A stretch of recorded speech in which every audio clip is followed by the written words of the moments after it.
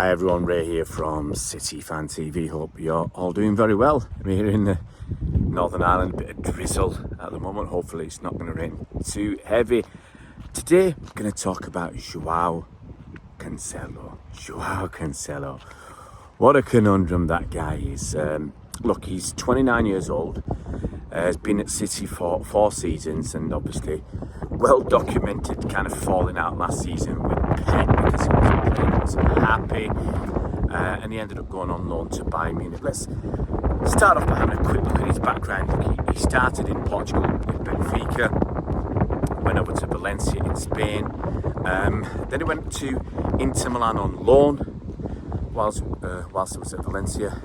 And I think he's done quite well, made a bit of a name for himself, and he seemed a bit odd at the time. Instead of signing for Inter Milan after the loan, he ended up signing for Juventus for I think it was about 40 million euros on a 5-year deal. A season later, he joined City for a deal with Danilo going the other way, which valued him at about 60 million pounds. I think he was described as the most expensive right back in history. City signed him, quite surprisingly in my opinion, on a 6-year contract. I thought it was a bit unusual for somebody to get such a long contract from the get-go. Normally, I think you'd expect something like a 4-year deal, maybe even a 5-year deal, and if they play really well after the first season, to get that extended. I think that's how what happened with Edison, our top keeper. Anyway, so that's how he came to City. Now, in the 4 seasons he's been at City, he's featured in, I'm focusing on the Premier League here, 17 Premier League games the first season, 28 the second, 36 the third, and 17 last season. Obviously, he was on loan. Now, that first season, I think he did struggle. He struggled to adapt, struggled to fit in, and obviously he was fighting a right-back position with Kyle Walker. And we all know how good Kyle Walker can be on his day, and it wasn't easy for Cancelo. And look, he can play left back as well, but you know we had a lot of players. We got a lot of good players, so he struggled to fit in. And I believe that season as well, he was unhappy with his game time, with his lack of game time. 17 appearances. I'm not sure how many stats that is. I need to ask someone like Bernard for those stats. But 17 league appearances. It's not even half the season. Half the games in a Premier League season. So he wasn't too happy. But the second season, that's the season Liverpool won the league as well, by the way. Second season at City, he started playing a bit more. That's why he gets up to, I think, 28 league games. And I think what Pep liked, what Pep wanted from him, was this ability he had to go inside or outside. So he could cut inside a defender. He could basically bomb down the wing. Basically, he could be like an inverted fullback, but further up the pitch. So he could add quality to the attacking play on the left-hand side. He could go on the outside, as I said, or on the inside, and he had decent shots on him. And I remember him having a fair few shots. The third season was probably his best. As City again won the league title, and he played 36 games in the league. Okay, so I think overall that's a decent season for him. But this last season, again, he's not been getting game time. He's been struggling to get game time on the right, because we've had Kyle Walker, Rico Lewis playing on the right. Rico Lewis played I think about 5 or 6 games on the right hand side, maybe in the league, maybe even on the bounce. I can't remember the actual numbers. And Cancelo must have been looking at that and saying, look, the 17-year-old kid is getting in ahead of me. On the left, we had Nathan Ake doing the business. Yeah.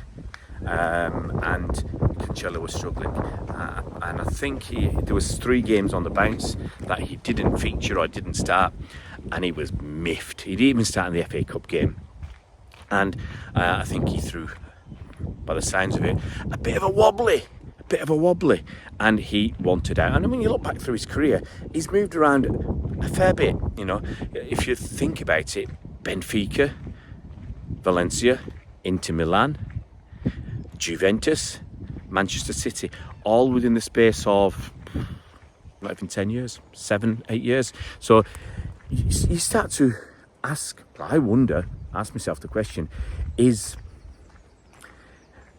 everything all right with him? You know, he seems to throw a wobbly, I think, a little bit too often. As far as I can recollect from the rumours you hear, I think this is at least his second or third wobbly falling out because he's not getting game time. Well, listen, mate, you've got to play well enough to get that blooming game time.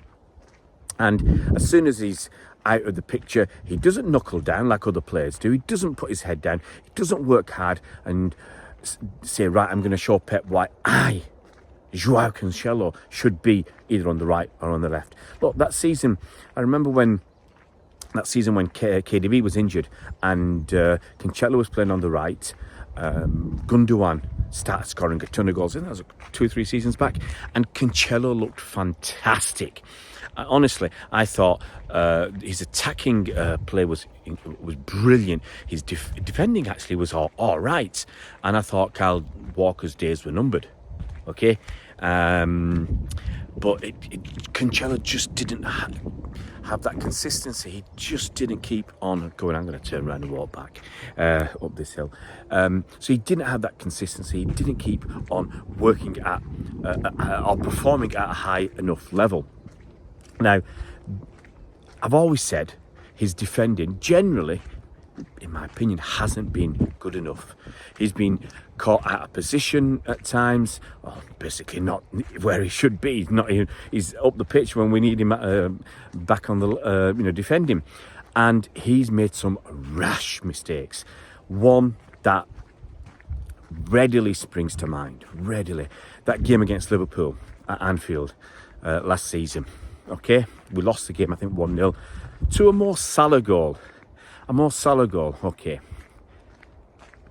Cancelo was the last man. Okay, ball gets launched forward and Cancelo tries to get ahead of Salah to nick the ball away from him, despite him being the last man. Now, the risk with doing something like that is if you don't get that ball, Salah's gone. He gets the ball, he runs off, and he got a chance to score. And Salah, that's exactly what happened. Cancelo didn't get the ball, made a terrible decision. It's a really bad mistake, in my opinion, what he did. He tried to get in front or get the ball ahead of Salah. He didn't get it, and Salah turned around, ran off, scored a goal. So I was running here. That's what I used to do. When I came here last year, I was on the roads running. Gotta give the guy credit. It's 7:15 in the morning, running up these roads. I've done this. It's about 2 miles down there and the big hill to come up. So give the guy a ton of credit. Anyway, so Cancelo made that glaring error, that big mistake, and that was, we lost the game. We had a chance to win at Anfield again against the poor Liverpool side we won the season before. We should have done it. We should have beaten them, really, or put up a better fist of it. And that mistake cost us the goal and cost us, you could argue, the game as well. If we didn't score, but it takes defence and attack to win a game, and I can't just blame Cancelo. But I'm in that mood. But he made that mistake, and that was just a terrible error. It was juvenile. You don't do such a thing. You are the last man. You are taking such a huge risk. Now, in my humble opinion, what should he have done? He should have held Salah up. Okay? He shouldn't have allowed him to turn him. He should have held him up, give another defender a chance to come and support him. They weren't that far away, and if he'd held Salah up, someone else would have been there to support him. It would have had a chance. Salah would have had to beat 2 men instead of no men, okay, or just the keeper. So for me, that was terrible, and you deserve to be dropped for something like that. So basically, he wasn't in my opinion, perform enough. He threw a strop, threw a wobbly, went off to Bayern Munich, and he started pretty well. I think he got an assist or a goal or whatever. People said, oh no, look at what we've lost out on. He's too good to go there, and we're going to sell him on the cheap and blah, blah, blah. I think Bayern had a clause to buy him for, was it 70 million euros I was reading? Way too much. I mean, Bayern would never pay that. And I said it at the time, they'll never pay that sort of money. And end of the loan period, he's back at City. Now, we've, again, in pre-season seen some glimpses of the brilliance of Joao Cancelo. You know, going forward, he has got some sublime touches. You know, some of the crosses, I remember one cross he put in with the outside of his boot. And he's, I think that was last season. I think it was onto Haaland or whoever, but it was stunning. And if KDB had done that, you'd have been drooling over it. But in my opinion, his brilliance is too inconsistent. It's few and far between. You know, he's played. And I dig this, and these are not stats, but in the league, and that's what I'm going to focus on. In the Premier League, he's featured 98 times for Manchester City. Okay, he scored 5 goals. You can argue he's a left back; he's not supposed to be there to score goals, but he's an attacking left back. Okay, he takes a lot of shots, so surely he should be scoring more goals than 5. And he's got 11 assists, so that's 16 goal contributions in 98 games. Now, if you want, you can compare him to Andy Robertson. You can compare him to Trent Alexander-Arnold. And on those numbers, he's miles down. And considering that it's very windy now, considering that he's an attacking fullback and he's getting into dangerous spaces up the pitch, I just think his goal return is pretty poor. And his assists is, for me, not good enough. You know, we want to use him. Yes, he cuts inside. He cuts inside to get a shot off. He goes outside, he should be getting crosses in. We should be scoring goals from them. And as I said, his defensive capabilities just aren't good enough. Now, Bayern don't want him. I mean, 70 million euros. He must be kidding. The guy's 29 years old. He's got 2 years left on his contract. So what do we do with Joao Cancelo? I don't know. You know, it could be that he ends up going out on loan somewhere else, because right now, for me, number one, Nathan Ake, all day long. Okay, we've got Sergio Gomez, who fans have been unhappy with Sergio Gomez last season. They said he's not good enough, get rid of him. But he showed for the Spanish under-21s in a more attacking role. He has got some abilities, you know. I think was he joint top scorer in the Euros with 3 goals. So he does possess some good qualities going forward. He just has to work on some defensive frailties that he's pierced out. But he's, 21, 22 years old? Give the kid a chance. So, you know, Cancelo is behind Ake. Okay, he's got competition. I mean, he may think it isn't competition, but he's got Rico Lewis, who's played left back and who can, you know, play as an inverted fullback. You've got the aforementioned Sergio Gomez.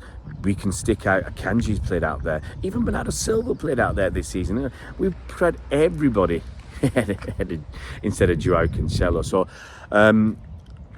what's his future at City? He's a bit part player. Maybe he works hard enough and performs well enough to get back in the fold and put pressure on that left back spot. I wish he can do that. I wish he knuckles down.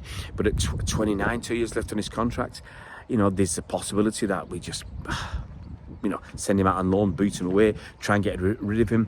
You know, we're going to take a big hit. There was no way he was worth 70 million euros in my book in the deal with Bayern Munich. I think it's like Mahrez, you know, if you can get 40 million for him, take it all day long. You know, I'd get rid for 30 and just say take the money, move on, and to move forward. We've got enough, as I said, enough cover there, enough quality with Nathan Ake. Rico Lewis is only 17, 18 years old. Give the kid a chance.